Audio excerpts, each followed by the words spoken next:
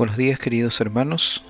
Es un privilegio volver a tener este tiempo para compartir la palabra de Dios. Seguimos en el libro de Éxodo capítulo 2. Hoy continuamos desde el versículo 11 en adelante y vamos a dar lectura a los versículos que nos corresponden hoy. Éxodo capítulo 2, versículo 11 al 25. En aquellos días sucedió que, crecido ya Moisés, salió a sus hermanos y los vio en sus duras tareas, y observó a un egipcio que golpeaba a uno de los hebreos, sus hermanos. Entonces miró a todas partes y, viendo que no parecía nadie, mató al egipcio y lo escondió en la arena. Al día siguiente salió y vio a dos hebreos que reñían. Entonces dijo al que maltrataba al otro: ¿Por qué golpeas a tu prójimo? Y él respondió: ¿Quién te ha puesto a ti por príncipe y juez sobre nosotros? ¿Piensas matarme como mataste al egipcio? Entonces Moisés tuvo miedo y dijo: Ciertamente esto ha sido descubierto. Oyendo Faraón acerca de este hecho, procuró matar a Moisés, pero Moisés huyó de delante de Faraón y habitó en la tierra de Madián. Y estando sentado junto al pozo, 7 hijas que tenía el sacerdote de Madián vinieron a sacar agua para llenar las pilas y dar de beber a las ovejas de su padre. Mas los pastores vinieron y las echaron de allí. Entonces Moisés se levantó y las defendió y dio de beber a sus ovejas. Y volviendo ellas a Reuel su padre, él les dijo: ¿Por qué habéis venido hoy tan pronto? Ellas respondieron: Un varón egipcio nos defendió de mano de los pastores y también nos sacó el agua y dio de beber a las ovejas.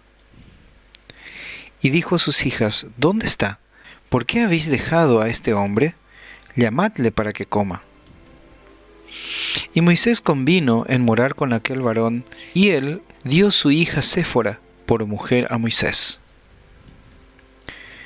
Y ella le dio a luz un hijo, y él le puso por nombre Gersón, porque dijo: forastero soy, en tierra ajena. Aconteció que después de muchos días murió el rey de Egipto, y los hijos de Israel gemían a causa de la servidumbre, y clamaron, y subió a Dios el clamor de ellos con motivo de su servidumbre. Y oyó Dios el gemido de ellos, y se acordó de su pacto con Abraham, Isaac y Jacob. Y miró Dios a los hijos de Israel, y los reconoció Dios. En el versículo 11 vemos el pasaje en que se refiere a los últimos días de Moisés en Egipto. Habían pasado 40 años donde él creció, se formó en la cultura egipcia, en todos los conocimientos, ¿sí? Como habíamos visto el domingo anterior, toda la cultura que él aprendió y en la cual se formó, había llegado a su clímax. Era un hombre, si podíamos decir, hecho y derecho, formado en todo lo que tiene que ver en el saber y la ciencia egipcia. Ahora, dice la palabra de Dios que él fue movido por compasión a sus hermanos, y dice que habiendo crecido Moisés salió a sus hermanos y lo vio en sus duras tareas. Es interesante que lo que mueve a Moisés para salir a sus hermanos tiene que ver precisamente con que Moisés estaba o tenía conocimiento. Moisés tenía conocimiento de la realidad de su pueblo y de su origen como hebreo, como judío, como israelita. Podemos resaltar que cuando dice salió a sus hermanos, era una acción voluntaria. Había un interés genuino de parte de Moisés de visitar al pueblo del cual sabía que él era parte.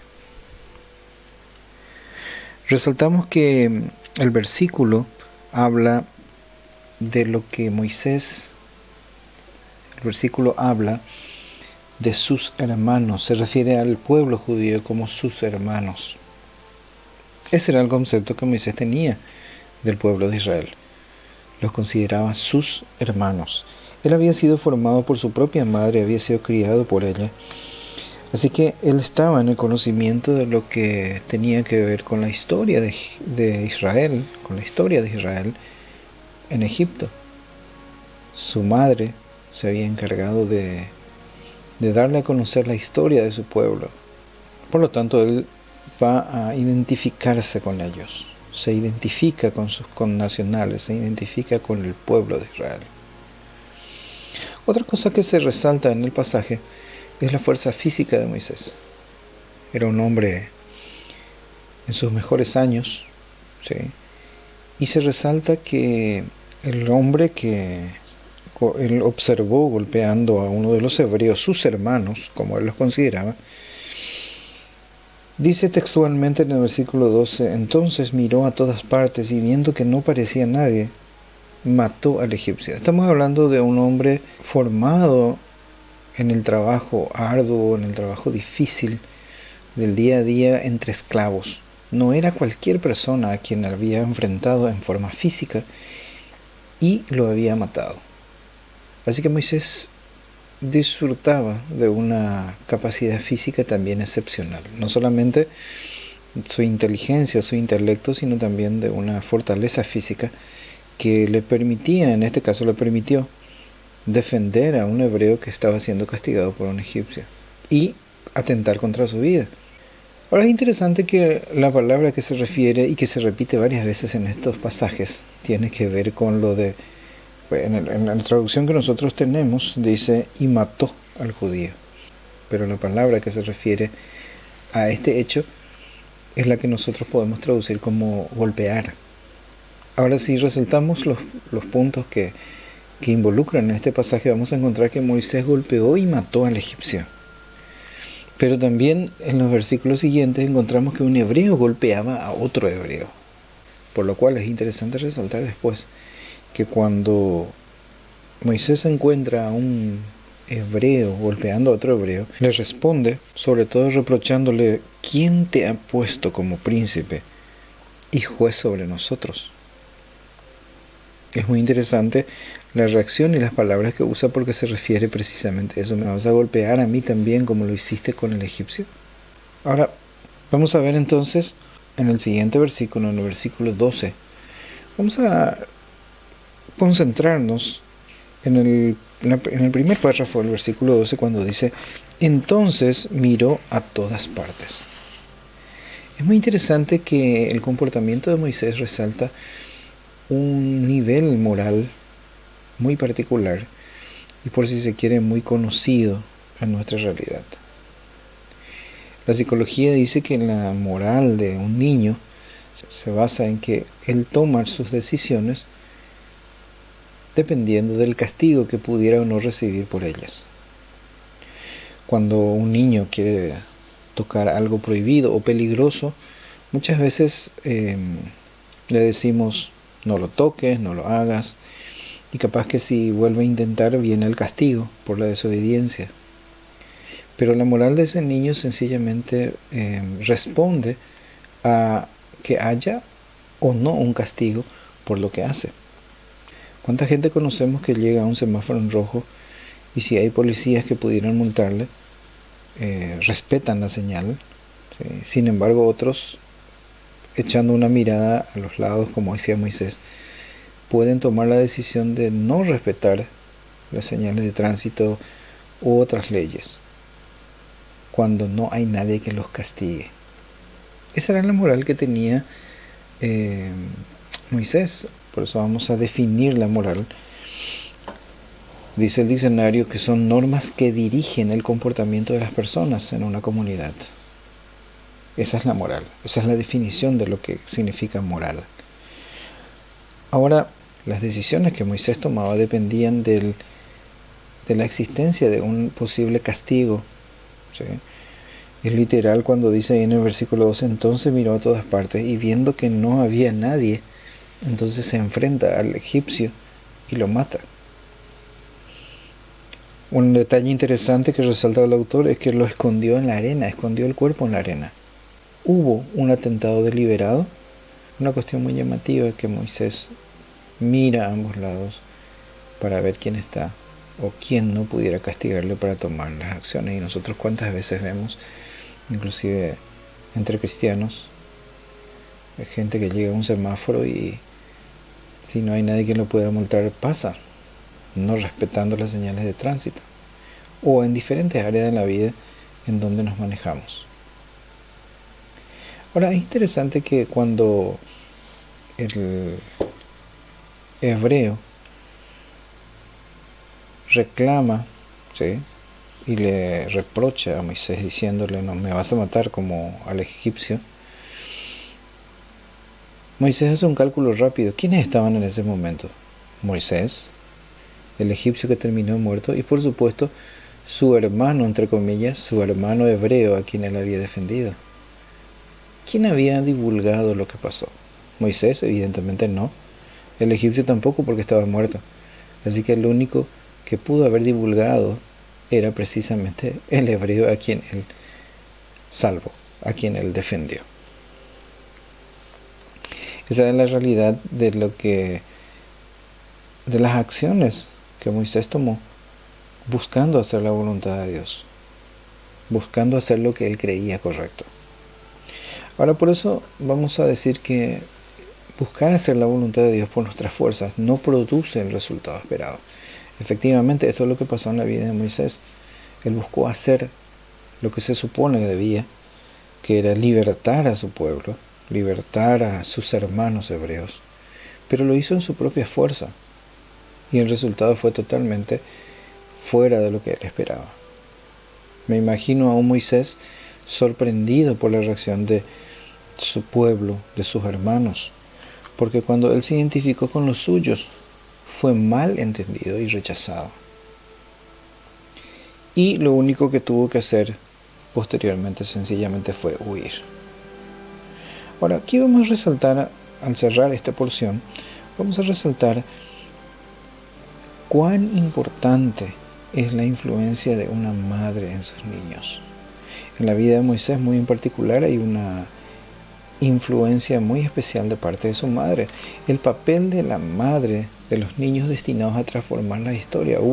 Tenemos varios ejemplos en la palabra de Dios, como Moisés, por supuesto, Isaac, Samuel y el mismo Jesús. Madres que marcaron la vida de sus hijos, que acompañaron la voluntad de Dios en sus vidas. Y no solo esto, sino que también prepararon en muchos casos el camino de lo que iba a ser la vida de ese hombre que tenía una misión dentro de la voluntad de Dios. Tuvieron una madre con fe y dedicación al Señor que influyó en su carrera, que influyó en sus vidas. En este caso, Jocabet, la madre, a quien podríamos llamar la madre de la libertad israelita. Una mujer que tenía esa fe y esa dedicación, que sorteó cosas realmente difíciles por mantener la vida de su hijo, de aquel niño, ¿sí?, a quien sería posteriormente el libertador del pueblo de Israel. Jocabet, a quien podemos llamar la madre de la libertad israelita. Una madre dedicada, una mujer de fe, una mujer que creía en que el Señor podía hacer su voluntad a través de la vida de su hijo. ¿Cuántas madres pueden de esta manera influenciar en la vida de cada uno de sus hijos y hacer hombres y mujeres que sigan, que caminen dentro de la voluntad de Dios? Ahora, en el versículo 15 vamos a encontrar que lo que había hecho Moisés no fue muy bien visto, obviamente, por el faraón, por el rey. Por lo tanto, al enterarse el faraón, trató, dice textualmente el versículo, trató de matar a Moisés. Lo que había hecho era un delito muy grave, doblemente agravado. ¿Por qué? Porque en primer lugar mató a una autoridad pública mientras ejercía sus funciones. Y en segundo lugar podía haber desatado una revolución por haber dado ese ejemplo al pueblo de Israel. Y como ya hemos tratado en los capítulos anteriores, en los versículos anteriores del libro de Éxodo, los egipcios tenían un temor muy grande respecto a los hebreos por la amenaza que era para ellos el pueblo hebreo. Así que el delito cometido por Moisés era doblemente grave. Ahora es interesante que en el libro de Hechos, capítulo 7, versículos 23, habla de precisamente esto que estamos refiriéndonos. Podemos decir que Moisés, con 40 años de edad, estaba cerrando una primera etapa de su vida. Precisamente eso es lo que dice el versículo 23 del capítulo 7 de Hechos, cuando dice: cuando hubo cumplido la edad de 40 años, le vino al corazón el visitar a sus hermanos, los hijos de Israel. Y ese encuentro desembocó en su huida, totalmente fuera de lo que quizás en la mente de Moisés representaba ese encuentro, totalmente fuera de las expectativas que Moisés tenía de encontrarse con sus hermanos, de encontrarse con su pueblo y de liberarlos. Ahora en su vida vamos a encontrar de que el lugar a donde va, según Génesis 37, 28, los madianitas eran considerados mercaderes, ¿sí? De hecho, se refiere a ellos el libro de Génesis cuando nos cuenta la historia de la venta de José. Habla precisamente de los madianitas como mercaderes, ¿sí? Los madianitas era un pueblo muy reconocido respecto a esto.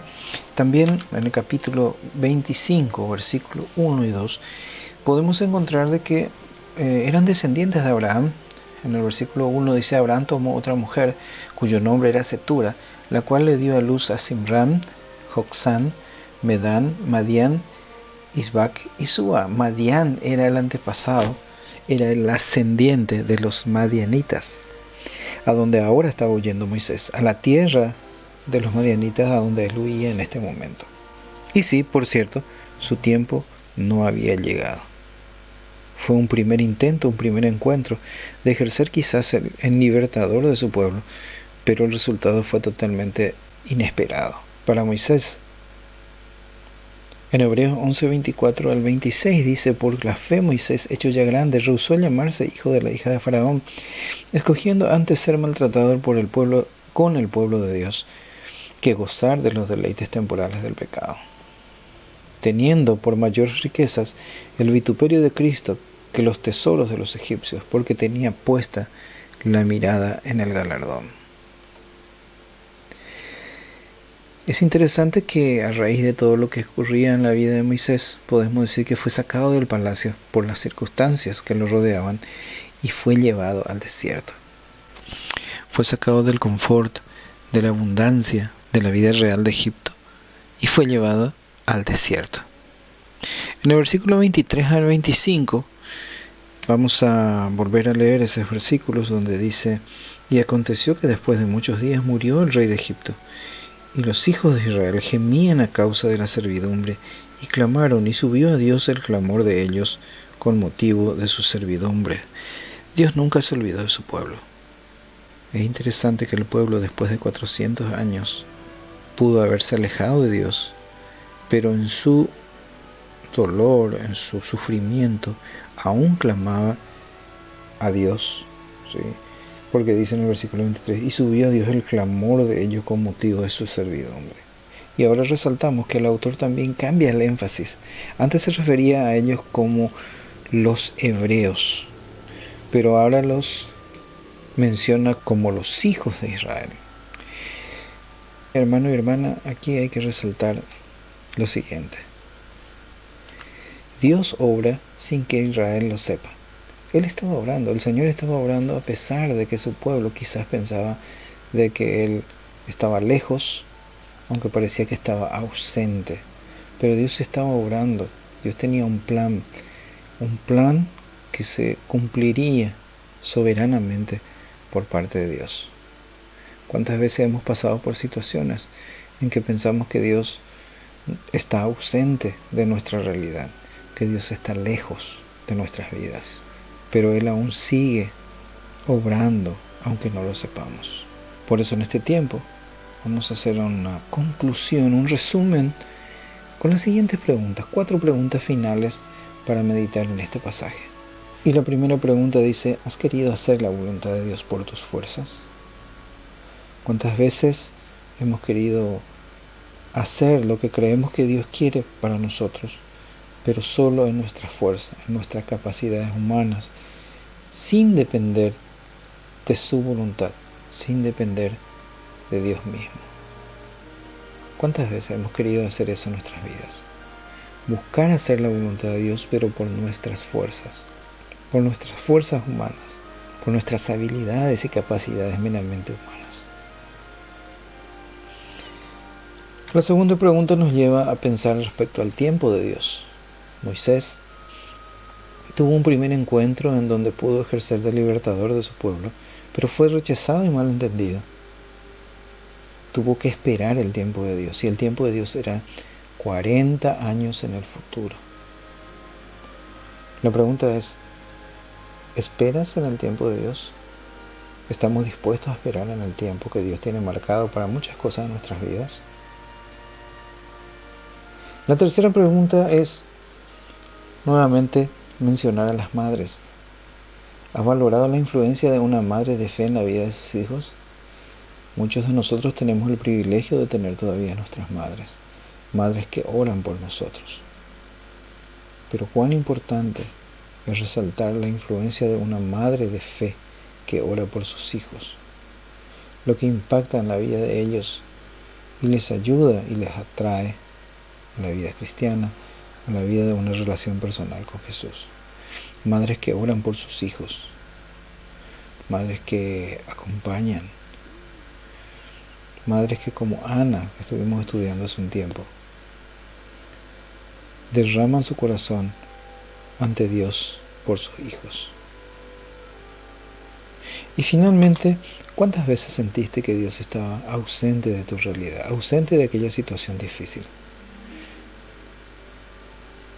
No, hermano, Dios no estaba ausente. Estaba pensando en vos, estaba pensando en mí, estaba pensando en su pueblo, estaba pensando en sus hijos. Aunque parezca que Él estaba ausente en esa situación tan difícil que te tocó pasar, Dios estaba ahí, soberanamente controlando y guiando toda la situación.